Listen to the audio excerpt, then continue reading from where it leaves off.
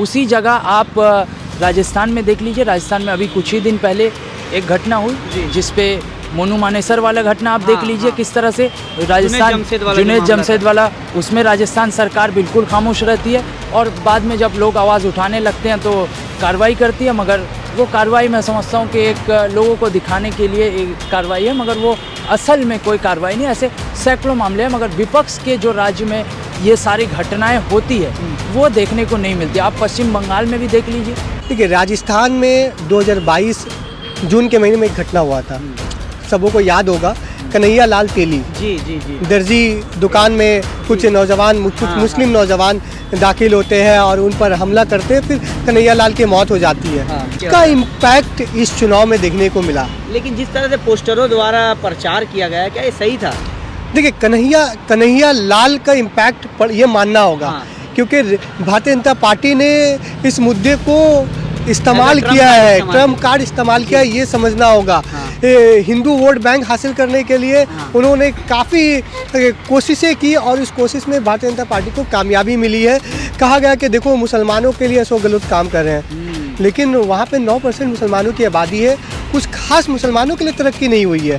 देश की जनता, देश का युवा जिसे रोजगार के नाम पर वोट देना चाहिए, जिसे महंगाई के खिलाफ वोट देना चाहिए, देखा जाता है कि आज भी वो युवा, वो जनता मंदिर और मस्जिद के नाम पर वोट दे रही है, हिंदू मुसलमान के नाम पर वोट दे रही है। तो ये तो बहुत बड़ा समस्या है। इंडिया अलायंस जो कि गठबंधन है भाजपा से लड़ने के लिए, एनडीए से लड़ने के लिए बनाया गया है। क्या लगता है कि 2024 के चुनाव में इंडिया अलायंस वो काम कर पाएगी, मोदी मैजिक को गिरा पाएगी? 5 में से 4 राज्य का आज रिजल्ट आता है। देखा यह जाता है कि कांग्रेस सरकार को 2 राज्यों में नुकसान होती है, लेकिन एक राज्य यानी तेलंगाना में उसे फायदा होता है और कांग्रेस की सरकार बन जाती है। पर दूसरी तरफ छत्तीसगढ़ और राजस्थान में कांग्रेस की सरकार जो थी एग्जिस्टिंग, वो सत्ता खो देती है। इसको लेकर कई सवाल उठ रहे हैं। लोग जो है कांग्रेस के नेताओं पर ये सवाल कर रहे हैं कि युवाओं को मौका नहीं दिया गया, जिसकी वजह से ये सरकार गिरी है। कुछ लोग ये कह रहे हैं कि कांग्रेस लगातार मुसलमानों के समर्थन में एक प्रचार कर रही थी, हिंदू विरोधी सरकार का भी आरोप कांग्रेस पर लगाया जा रहा है। इस विषय में हम विस्तार से चर्चा करेंगे और हमारे साथ इस विषय में जुड़े हैं 2 पत्रकार। मेरे दाएँ जानिब है द इको से मोहम्मद तनवीर और मेरे बाएँ जानिब है द DK से मुजाहिदुर रहमान, जिनसे हम उनका ओपिनियन जानेंगे आज के इस रिजल्ट के बारे में। और चूंकि कई लोग ये कह रहे हैं कि ये एक सेमीफाइनल था, ये एक टेस्ट था, आने वाला फाइनल जो चुनाव होने वाला है 2024 में, अगर कांग्रेस और इंडिया गठबंधन इस चुनाव में हार गई है तो आने वाले चुनाव में वो मोदी के सामने कैसे टिकेगी। तो सबसे पहले मैं बढ़ूंगा द इको के पत्रकार मोहम्मद तनवीर से। मैं जानूंगा कि आज के इस रिजल्ट को आप कैसे देखते हैं? चुनाव के बाद, मतलब वोटिंग के बाद एग्जिट पोल जो तमाम टीवी न्यूज़ चैनल ये बता रही थी कि मध्य प्रदेश और राजस्थान में कांग्रेस की सरकार बन रही है, लेकिन ठीक नतीजों के बाद काफ़ी उलटफेर होता है। मध्य प्रदेश में फुल बहुमत के साथ बीजेपी सत्ता हासिल करती है। राजस्थान में 5 साल के बाद भारतीय जनता पार्टी कमबैक कर रही है। तो वसुंधरा राजन एक फैक्टर माना जा रहा था कि वो एक चेहरा बनेंगी, लेकिन बीजेपी ने दोनों राज्यों में सीएम का कैंडिडेट नहीं दिया और इन दोनों राज्यों में बीजेपी को बड़ी जीत मिली। अब 50 से ज़्यादा सीटों का नुकसान होता है मध्य प्रदेश में, 30 से ज़्यादा सीटों का नुकसान होता है राजस्थान में। अगर आप वोट परसेंटेज की बात करें तो 9% का फ़र्क होता है मध्य प्रदेश में। अच्छा। और राजस्थान में 3% का फ़र्क होता है, यानी 3% वोट कांग्रेस को कम मिली है बीजेपी से। अच्छा। सीटों के एतबार से काफ़ी फ़र्क है। तो कहीं ना कहीं कांग्रेस को सबसे ज़्यादा नुकसान इन 2 राज्यों में हुआ है। अब हम बात करते हैं छत्तीसगढ़ की। छत्तीसगढ़ में भूपेश के नेतृत्व में सरकार काफ़ी अच्छा चल रहा था। कांग्रेस की तरफ से दावे किए जा रहे थे, कई स्कीम लॉन्च किए गए और 5 साल में कांग्रेस ने काफ़ी काम किया। उनके जितने लीडर हैं, प्रियंका गांधी का वहाँ पे रोड शो हुआ, कई मीटिंगें हुई। प्रियंका गांधी काफ़ी मकबूल हैं औरतों में, औरतों को लेकर वहाँ पे उनकी कई सभाएं हुई।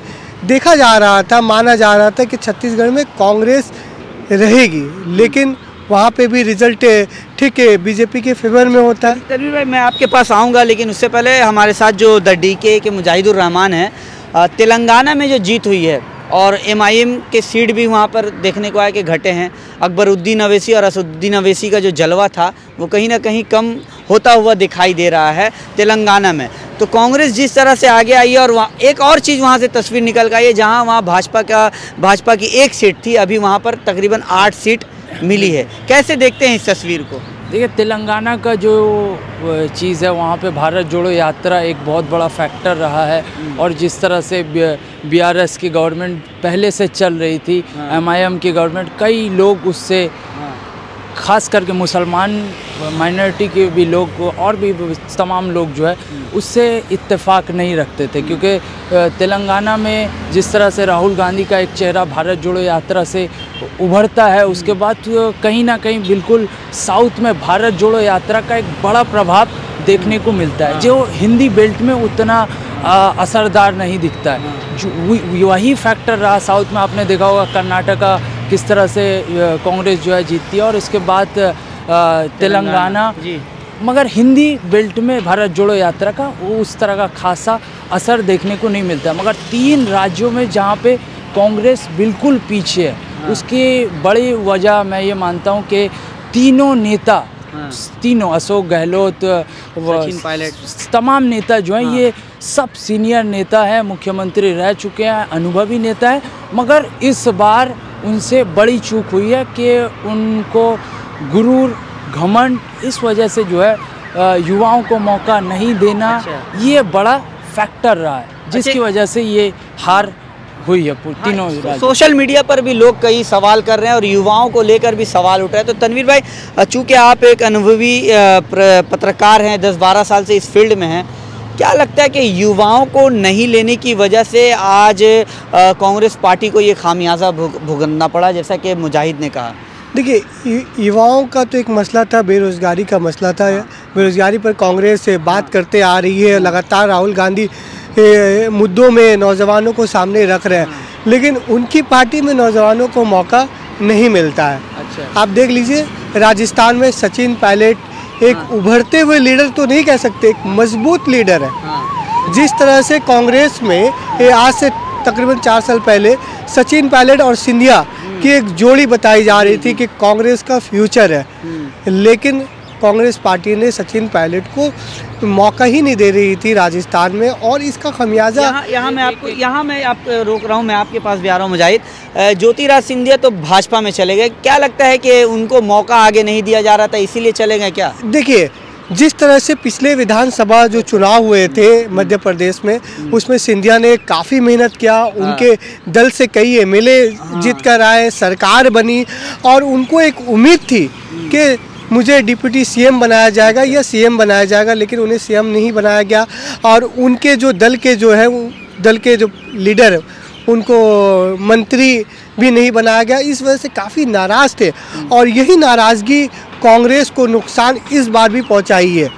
ठीक है, क्या चीज़ में ये कहना चाहूँगा कि जिस तरह से आपने देखा होगा राजस्थान में अशोक गहलोत की सरकार, और वहाँ पे सचिन पायलट, एक बड़ा योगदान सचिन पायलट का पूरे राजस्थान में है। मगर वहीं पे अशोक गहलोत का कहना है कि जादूगर हूँ, इस तरह का बड़ा बड़ा दावा करना, ये कहीं ना कहीं इस चुनाव में देखने को मिला। और लोग अब जो है पुराने जनरेशन के नई सोच को पसंद कर रहे हैं और नई परिवर्तन चाह रहे हैं, जिस वजह से ये सारा कुछ। अच्छा, एक सवाल ये भी है कि राजस्थान, दोनों ही भाइयों से मैं ये सवाल करूंगा और मैं चाहूँगा कि 1-1 मिनट में आप दोनों जवाब देंगे।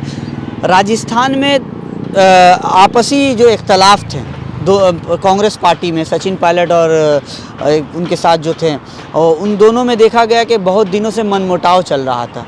क्या लगता है कि इसी का खामियाजा कांग्रेस को राजस्थान में भुगतना पड़ा? देखिए, आप एक देश की सबसे बड़ी पार्टी भारतीय जनता पार्टी के खिलाफ मुकाबला कर रहे हैं और एक बड़े चुनाव में, ऐसे में यूनिटी होना बहुत ज़रूरी है, लेकिन वो कांग्रेस में नहीं देखने को मिला। अशोक गहलोत और सचिन पायलट, इन दोनों के दरमियान मतलब पिछले 5 वर्षों से तनाव का माहौल कभी देखा जा रहा था कि दोनों खेमों से इस तरह से होता था कि स्टेज पर नाराज़ हो जाते थे उनके लीडर, और ये खामियाजा कांग्रेस को भुगतना पड़ा। सबसे महत्वपूर्ण बात यह है कि सचिन पायलट को मौका देना चाहिए, चेहरा बनाना चाहिए। जिस तरह से भारतीय जनता पार्टी के पास 8 से 10 सीएम कैंडिडेट थे राजस्थान में, वसुंधरा राजन बनेंगे या कोई और बनेगा, लेकिन कांग्रेस के पास सिर्फ एक ही चेहरा, अशोक गहलोत। तो उनके अलावा कांग्रेस को कोई चेहरा सामने लाना चाहिए था। सचिन पायलट के अलावा और भी कई ऐसे चेहरे थे। वो आने वाले दिनों में कांग्रेस को सबक लेने की ज़रूरत है। सामने 2024 का लोकसभा चुनाव है, इंडिया अलायंस गठबंधन बना है। मैं एक महत्वपूर्ण बात ये यहाँ पे अपने दर्शकों को बताऊंगा कि इंडिया अलायंस बना।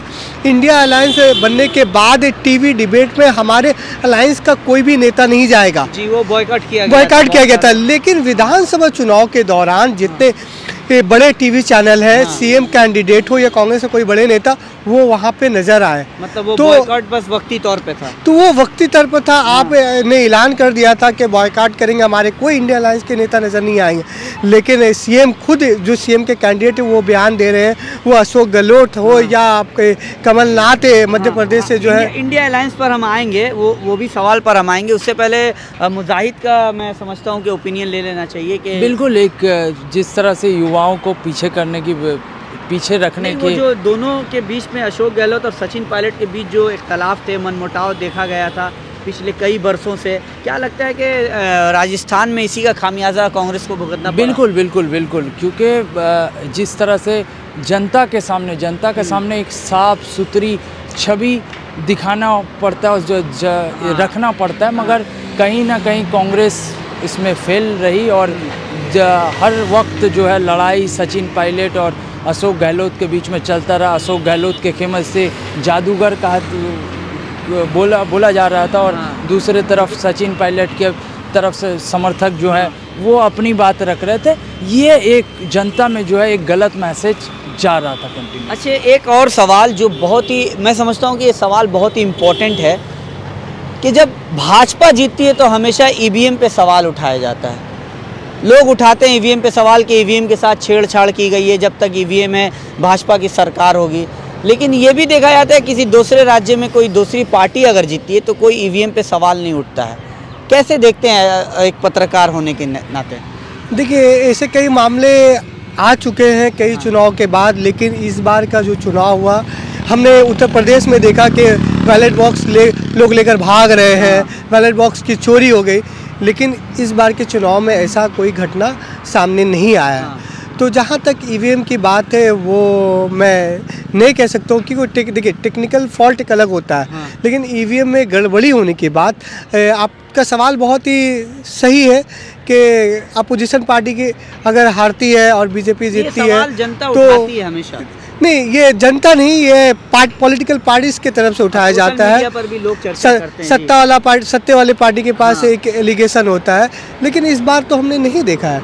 अच्छा। तो हम देखिए, बीजेपी ने काम किया है, मध्य प्रदेश में बीजेपी ने काम किया है, ये मानना होगा। ग्राउंड लेवल पे उनके पार्टी वर्कर ने कड़ी मेहनत की है।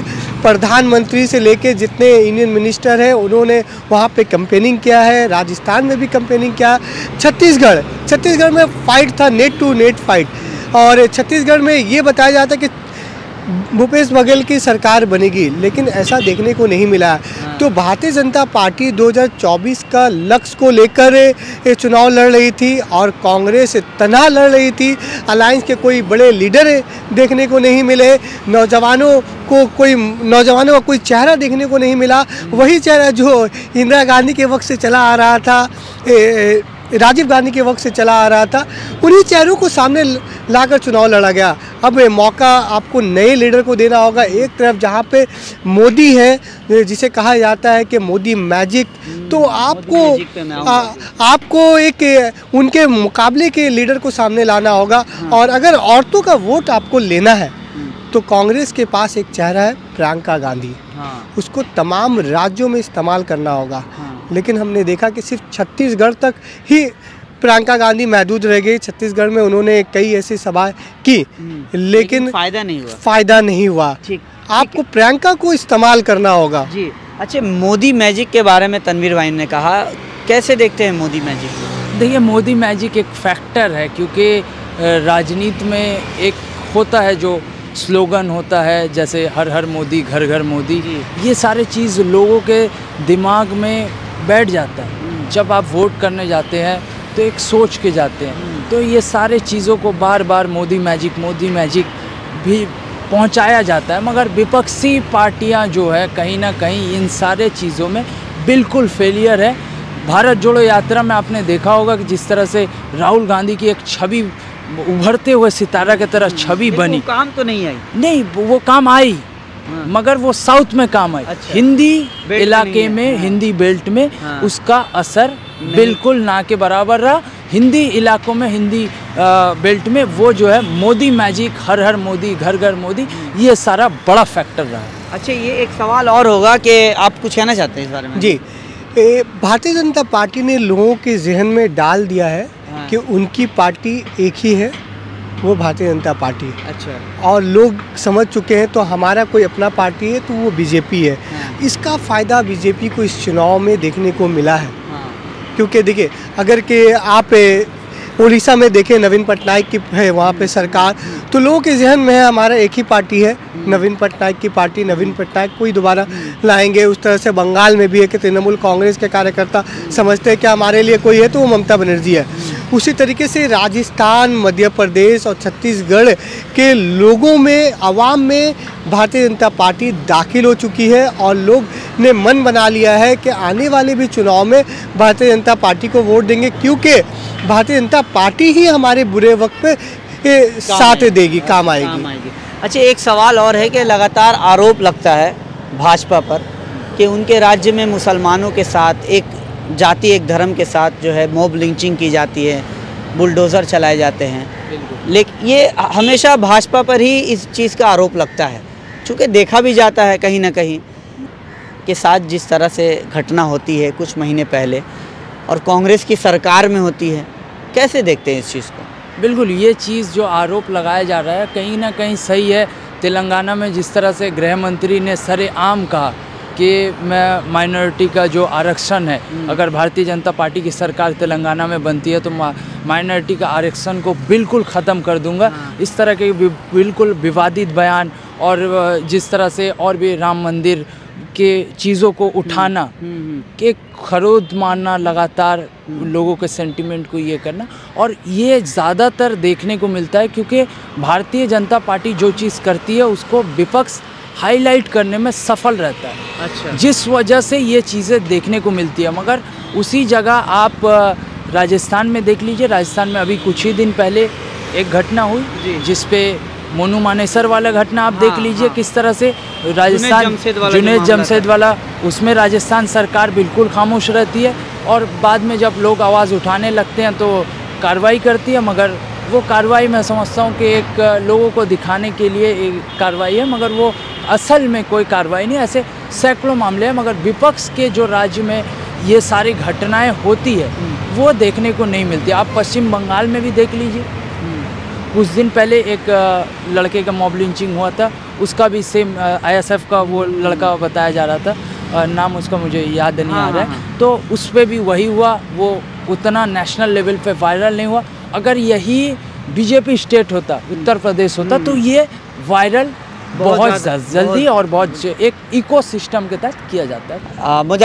मुजाहिद जी का मैंने ओपिनियन लिया जुनैद जमशेद मामले में, आप कैसे देखते हैं? देखिए, राजस्थान में 2022 जून के महीने में एक घटना हुआ था, सबों को याद होगा, कन्हैया लाल तेली जी दर्जी दुकान में कुछ नौजवान, कुछ मुस्लिम नौजवान दाखिल होते हैं और उन पर हमला करते हैं, फिर कन्हैया लाल की मौत हो जाती है। बहुत बड़ी बेरहमी से हाँ, उसका इम्पैक्ट इस चुनाव में देखने को मिला। लेकिन जिस तरह से पोस्टरों द्वारा प्रचार किया गया, क्या ये सही था? देखिए, कन्हैया लाल का इम्पैक्ट ये मानना होगा, क्योंकि भारतीय जनता पार्टी ने इस मुद्दे को इस्तेमाल किया है, ट्रम्प कार्ड इस्तेमाल किया है, ये समझना होगा। हिंदू वोट बैंक हासिल करने के लिए उन्होंने काफ़ी कोशिशें की और इस कोशिश में भारतीय जनता पार्टी को कामयाबी मिली है। कहा गया कि देखो, मुसलमानों के लिए ऐसा गलत काम कर रहे हैं, लेकिन वहाँ पे 9% मुसलमानों की आबादी है, कुछ खास मुसलमानों के लिए तरक्की नहीं हुई है। तो जो इम्पैक्ट कन्हैया लाल का एक इम्पैक्ट वहाँ पे पड़ा है। कन्हैया लाल के फैमिली को भारतीय जनता पार्टी कितना फ़ायदा पहुँचाएगी ये तो आने वाला वक्त ही बताएगा, लेकिन कन्हैया लाल को इस्तेमाल कर लिया गया ये उनके परिवार को समझना होगा। अब परिवार के लोगों के पास भारतीय जनता पार्टी खड़ी होती है कि नहीं, ये तो समय बताएगी। देश की जनता, मैं आखिरी सवाल की ओर बढ़ रहा हूँ। देश की जनता, देश का युवा जिसे रोज़गार के नाम पर वोट देना चाहिए, जिसे महंगाई के ख़िलाफ़ वोट देना चाहिए, देखा जाता है कि आज भी वो युवा, वो जनता मंदिर और मस्जिद के नाम पर वोट दे रही है, हिंदू मुसलमान के नाम पर वोट दे रही है। तो ये तो बहुत बड़ा समस्या है। लेकिन आखिरी सवाल की ओर मैं इसलिए बढ़ रहा हूँ चूँकि वीडियो काफ़ी लंबा हो गया है। इंडिया अलायंस जो कि गठबंधन है भाजपा से लड़ने के लिए, एनडीए से लड़ने के लिए बनाया गया है, क्या लगता है कि 2024 के चुनाव में इंडिया अलायंस वो काम कर पाएगी, मोदी मैजिक को गिरा पाएगी? क्या लगता है मुजाहिद, आप बताएं। देखिए, राजनीति में हर चीज़ संभव है, कुछ सेकंड में कुछ भी हो सकता है। राजनीति में कोई भी चीज़ असंभव नहीं है। मोदी मैजिक कोई बड़ा फैक्टर नहीं है, मगर देखना होगा आगे की रणनीति किस तरह से है इंडिया अलायंस की। मगर अभी जिस तरह से उत्तर प्रदेश में अखिलेश यादव ने विधानसभा के अंदर बयान दिया कि जातीय जनगणना पर सहमति नहीं बन रही है अखिलेश यादव की, ममता बनर्जी अपने अलग रूट पे तेवर पे है, सब अलग अलग तेवर पे है। फेस ही नहीं इनके पास, पीएम फेस फैक्टर नहीं करता। आपकी जो मन मिजाज सब तमाम चीज़ें मिलना चाहिए और स्ट्रैटेजी आपका जो है एक होना चाहिए, विज़न एक होना चाहिए। मगर यहाँ पे इंडिया अलायंस में बिल्कुल अलग दिख रहा है। हर किसी का अलग अलग अपना अपना ओपिनियन देखने को मिल रहा है, जिसका वजह से अगर इसी तरीके से चलता रहा तो फिर से भारतीय जनता पार्टी, मैं आज ये कह रहा हूँ, आप लिख के ले लें, फिर से भारतीय जनता पार्टी 2024 में पूर्ण बहुमत के साथ सरकार बनाने जा रही है। मतलब इंडिया अलायंस अगर ठीक तरीके से काम ना करे, उनके आपसी जो इख्तलाफात है वो ठीक ना हो, कितना सहमत है मुजाहिद के इस बात से तनवीर भाई? जी, वो बिल्कुल सही कह रहे हैं कि आने वाले जो लोकसभा चुनाव है 24 में इंडिया अलायंस को कामयाबी नहीं मिलती दिख रही है। और जहाँ तक मैं अपनी बात करूँ, जो हमारा तजुर्बा रहा पिछले 13 साल का, 2011 से मैं चुनाव कवर कर रहा हूँ। बंगाल चुनाव की मैं बात कर रहा हूँ। 2011 का विधानसभा हमने कवर किया, 2016 का विधानसभा, 2019 में लोकसभा हुए, 2021 में विधानसभा का मैंने कवरेज किया। तो जब ग्राउंड लेवल पे जाते हैं तो बात वही आती है कि आपके पास चेहरा कौन है। अच्छा, क्योंकि जहाँ 2014 के बाद देश भर में एक बदलाव आया है, नरेंद्र मोदी की सरकार बनती है, मोदी एक फेस बनते हैं, हर हर मोदी, घर घर मोदी का नारा लगता है। ये चाय की दुकान से लेकर रेस्टोरेंट तक नरेंद्र मोदी की तारीफ में लोग बातें करते नज़र आते हैं। तो ठीक है, इस चुनाव में भी देखने को मिला। मैं आपको बता दूं, एक वाकया पेश आया था मध्य प्रदेश में। अखिलेश यादव के उम्मीदवार को टिकट नहीं दिया गया। अब टिकट क्यों नहीं दिया गया? उनका कहना, अखिलेश यादव का कहना था कि हम अलायंस में हैं, हमें कहा गया था कि टिकट दिया जाएगा, लेकिन हमें हमारे उम्मीदवार को टिकट नहीं दिया गया। तो ये बात पहले कह देते तो उनकी नाराज़गी साफ सामने आ गई। उसी तरीके से नीतीश कुमार ने भी टिप्पणी किया, कांग्रेस को सामने रख कर निशाना बनाया था। तो इंडिया अलायंस उस तरीके से दिखाई नहीं दे रही है जिस तरीके से हमने यूपीए के दौर में देखा था। 2009 का जो लोकसभा चुनाव हुआ था और 2005 का लोकसभा चुनाव में यूपीए जिस तरीके से चुनाव लड़ी थी तमाम दल को लेकर, 2009 का चुनाव में हमने देखा कि बंगाल में ममता बनर्जी को लेकर सोनिया गांधी चुनाव लड़ी थी और 2009 के चुनाव में तृणमूल कांग्रेस को काफ़ी बड़ी कामयाबी मिली थी। सीपीआईएम को काफ़ी नुकसान हुआ था। 2011 में फिर यहाँ परिवर्तन होता है। तो कांग्रेस से उस वक्त का कांग्रेस और अभी का कांग्रेस में काफ़ी फ़र्क है। अब देखना है कि आने वाले 2024 में इंडिया अलायंस कितनी सीट हासिल कर पाएगी, उसकी लड़ाई है। हम तो कहेंगे सत्ता हासिल नहीं कर पा रही है इंडिया अलायंस। ठीक है, क्या कहेंगे? एक छोटा सा बात तनवीर ने कुछ देर पहले कहा था कि इंडिया अलायंस ने बहिष्कार किया था टीवी डिबेट का।